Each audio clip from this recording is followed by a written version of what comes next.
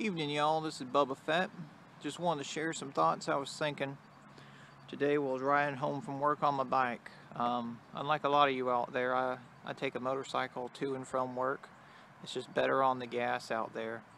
And I was passing the gas station and I looked down at my fuel gauge. I had to stop and fill up my bike.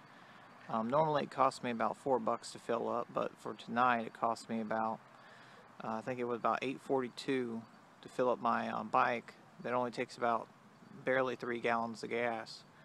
And I was thinking, while I was at the gas station, everyone else at this gas station, they're driving trucks, they're driving cars. I mean, these people's gas bills in the course of 1 week has to be about $200–300. I mean, and I know people ain't making that much, especially in our area or in other areas. I mean, we live in Florida, the Central Florida region, but still people out here ain't making a lot of money. They're not making a killing. By no means. I know I'm not. I'm basically making just a little bit above average for my area of income. I work for a local university here in Central Florida. I ain't gonna say which one. Trying to keep myself anonymous as much as possible.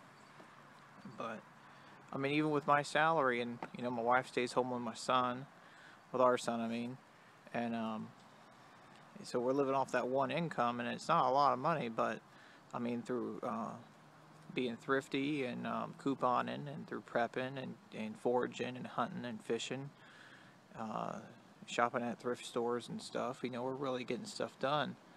But I mean, it just really sunk in today. I mean, it sunk in a while ago. That's why I started riding a motorcycle, but it really hit me today. I looked at the screen at that pump, and it was about $8.42 for my bike, and it wasn't even I didn't really fill it up all the way either. And I had to get the higher mid-grade, the premium gas for my bike, because it's kind of an older Harley. So it needs the good stuff to keep her on the road.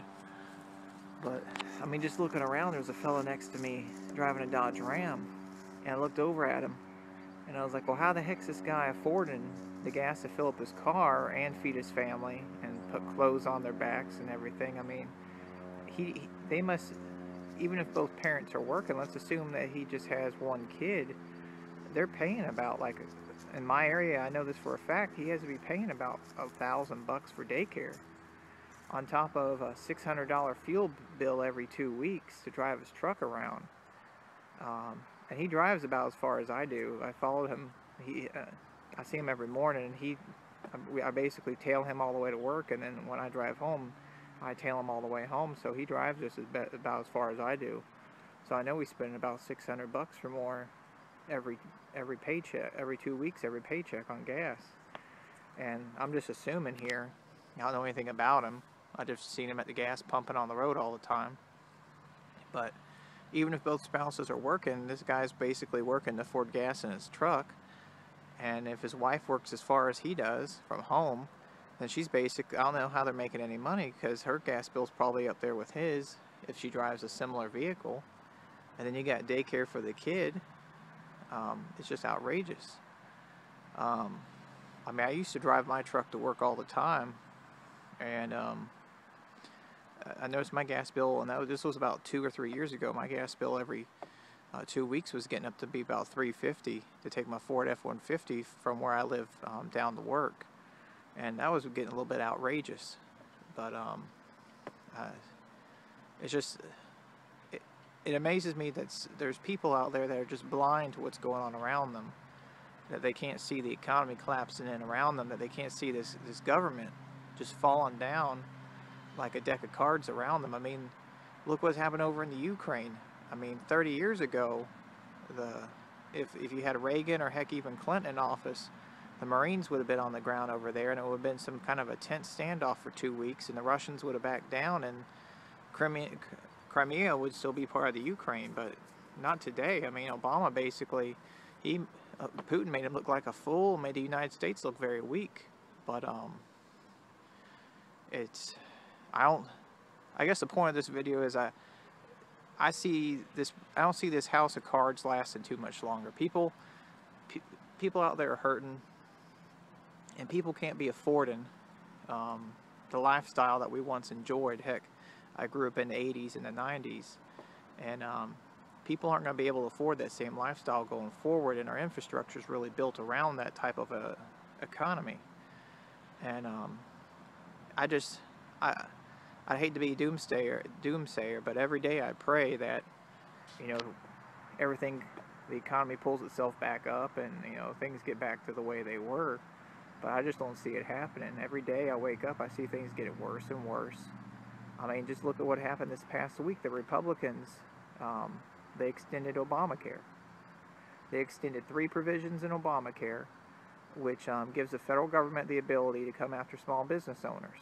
Now, the Republicans are spinning this like they did something good for the small business owner.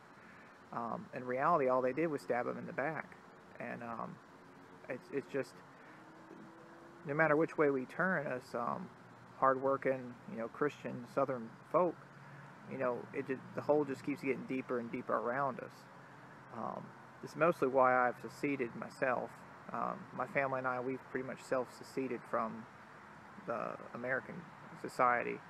We don't really watch the same TV shows that others watch. We really don't follow the same toxic customs and culture that others do.